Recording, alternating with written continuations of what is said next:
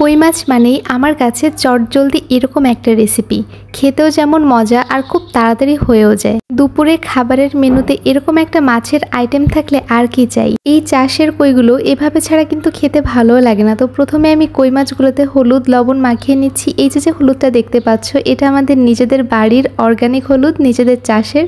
তো তারপরে দিয়ে নিচ্ছি মরিচের গুঁড়া, আদা রসুন বাটা, পেঁয়াজ বাটা এবং জিরে বাটা। এরকম চাষের কই মাছ দিয়ে কোনো তরকারি রান্না করলে আমার কাছে খুব বেশি একটা ভালো লাগে না। দেশি কই মাছের তরকারি যেরকম টেস্ট, এটার কিন্তু সেরকম টেস্ট নেই। তাই এগুলো শুধুমাত্র ভাপা খেলেই আমার কাছে অনেক বেশি ভালো লাগে।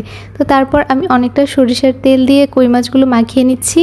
এখানে একটু গরম মশলা গুঁড়ো অ্যাড করে দেবে, সেটা আমি দেখাতে ভুলে গিয়েছি। দেশি কই মাছগুলো কিন্তু সাইজে একটু ছোট হয়, তাই এই চাষের বড় বড় কই মাছগুলো যদি ভাপা করা হয় তাহলে কিন্তু খেতে ভীষণ মজা লাগে। তারপর মাছগুলো আমি সুন্দর মতো মাখিয়ে একটা স্টিলের টিফিন বক্সে দিয়ে দিচ্ছি। ও হ্যাঁ, তারপর আমি একটু রসুন আর একটু কাঁচামরিচ দিয়ে দিয়েছিলাম।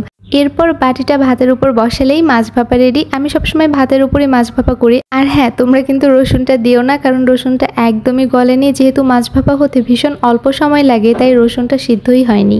মাছ ভাপা রান্না করা মনে হয় সব থেকে বেশি সহজ। যদি ভাতের উপর বসিয়ে করা হয় তাহলে তো কোনো কথাই নেই। তুমি শুধু ভাতটা বসিয়ে দেবে, বাটিটা বসিয়ে দেবে, ব্যাস, তোমার আর কিছুই করতে হবে না। এটা এমনি এমনি রেডি হয়ে যাবে।